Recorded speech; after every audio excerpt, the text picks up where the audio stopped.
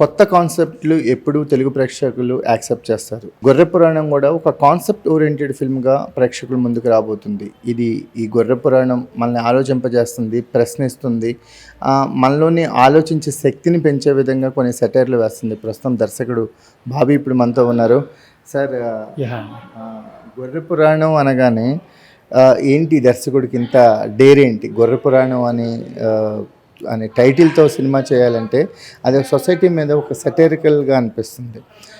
ఈ సెటైరికల్ వర్షన్ని తీసుకొని ఒక డెబ్యూ అవ్వటానికి గల కారణం ఏంటి? డెబ్యూగా ఈ సినిమా ఇది ఎగ్జాక్ట్‌గా రీజన్ అంటే I completely believe the character will reflect the film and every time whatever you have inside you will show it on the film అన్నది ద పాయింట్.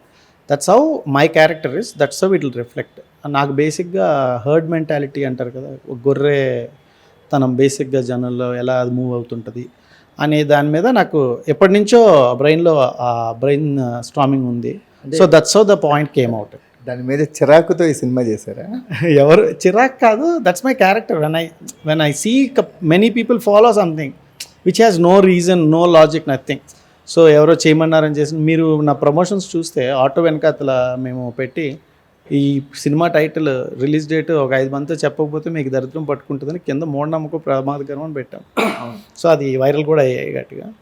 సో బేసిక్గా నా పాయింట్ అంటే that herd mentality you should బేసిక్గా ఇక్కడ ఈ సినిమాలో 'గొర్రె పురాణంలో' గొర్రె కాదు, జనాలు గొర్రె is the one who want get succeeded. Like ఎవరైతే గెలవాలనుకుంటుందో అది గొర్రె. The people who pull back are గొర్రెలు మనం అనే పాయింట్ని క్రియేట్ చేశాం.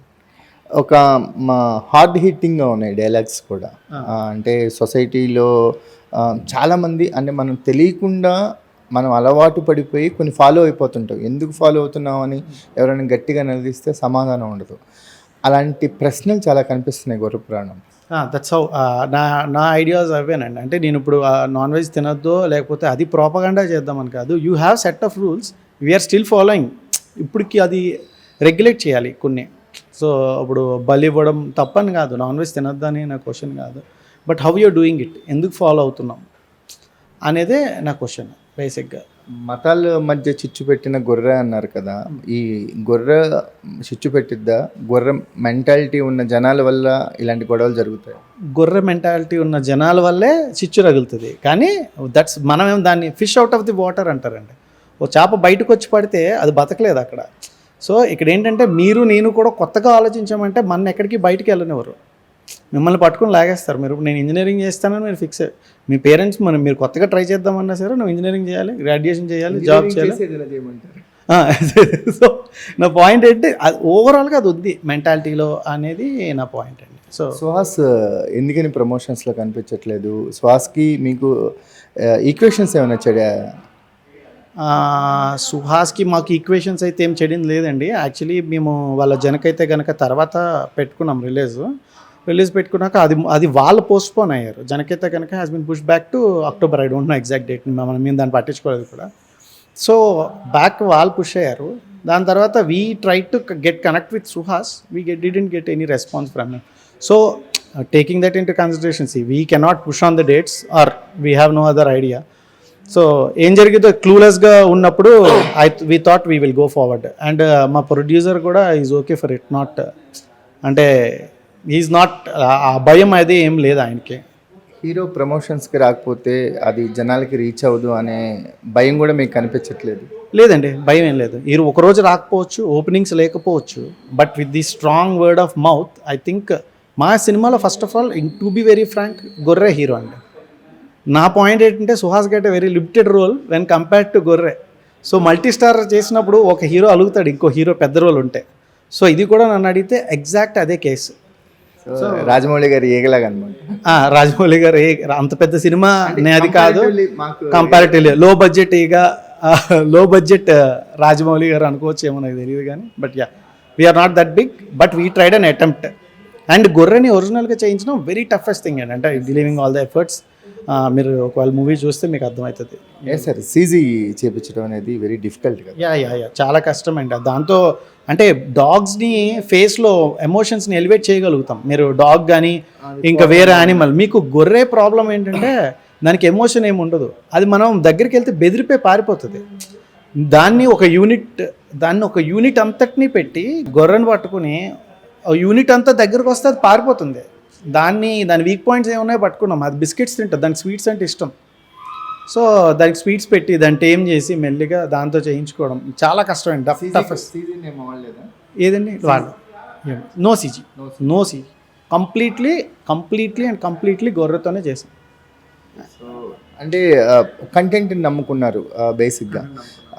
మీలోని ఐడియాలజీని ఒక కథగా మార్చి ఒక సమాజం మీద ఒక సెటైర్ వేయబోతున్నారు. What you expect from audience అండి? మైత్రి వరల్డ్ రిలీజ్ చేస్తున్నారు మీకు. That is the biggest success distribution wise. I definitely thank Mythri Ravi garu for helping us. Prashanth వాళ్ళు హెల్ప్ చేశారు. సో ఇట్ ఈస్ మాకు బాగా హెల్ప్ అయిందండి అది. బికాజ్ వీఆర్ నాట్, మా ప్రొడక్షన్ హౌస్ పెద్దది కాదు. They are from nowhere. They came down. ఒక కాన్సెప్ట్ని పుష్ చేయాలన్న ఐడియా ఉంది కాబట్టే మా ప్రొడ్యూసర్కి ఈవెన్ ఎవరి సపోర్ట్ లేకపోయినా కూడా we are able to release the movie now అన్నది నా పాయింట్. సో ఇలాంటి ప్రొడ్యూసర్స్ రావాలి. What I want to tell, ఇలాంటి ప్రొడ్యూసర్స్ రావాలి. ఇంకా ఇలాంటి కొత్త కాన్సెప్ట్లు వస్తే ఆ హీరోయిక్ నేచర్ ఉన్నది ప్రొడక్షన్ హౌస్కి, ఆ హీరోయిక్ నేచర్ ఉండాలన్నది నా పాయింట్. నాట్ ఆ హీరోయిక్ నేచర్ ప్రొడక్షన్ హౌస్కి ఒకప్పుడు ఉండేది. ఇప్పుడు దిల్ రాజు గారికి కొంచెం ఉంది. ఇంకా ఆ హీరోలాగా ప్రొడ్యూసర్స్ ఉండాలి. Then the things will work out properly అన్నది నా పాయింట్. అప్పుడే కొత్త కాన్సెప్ట్ మనం చూడగలుగుతాం. కొత్త కాన్సెప్ట్ అప్పుడే చూడగలుగుతాం. లేదంతసేపు we can't expect anything new. And మీరు ఎప్పుడో హీరో ప్రమోషన్కి వస్తేనే సినిమా చూస్తాం, హీరో కనిపిస్తేనే చూస్తాం అనగా ఓకే, వర్డ్ ఆఫ్ మౌత్ తీసుకోండి, ఇట్స్ ఓకే. ఒక రోజు ఆగండి, but come for the films. It will definitely మన ఆ మలయాళంలో ఏదైతే మనం టింగ్ చూస్తున్నాం, ఇది ఎగ్జాక్ట్లీ కొంచెం ఆ మలయాళం టెక్స్చర్ ఉంటుంది. అంత స్లోగా చెప్తే సినిమా చూడరు మన వాళ్ళు. మనకు ఒక టైప్ ఆఫ్ నెరేటివ్ అలవాటు అయిపోయి ఉంది. సో ఆ మలయాళం టెక్స్చర్ని తీసుకుంటూ మన తెలుగు ఫిలింకి ఉండే ఆ చిన్న ఆ పేసీ నేచర్ని దీంట్లో పెట్టామన్నమాట స్క్రీన్ ప్లేలో. So it's a single thread screen play. Okay Bobby garu, wish you all the best అండి. మీ గొర్రె పురాణంతో ఇండస్ట్రీలో మీరు సక్సెస్ఫుల్గా మీ జర్నీ మొదలవ్వాలని కోరుకుంటున్నాను. థ్యాంక్ యూ సో మచ్ అండి. Thank you so much.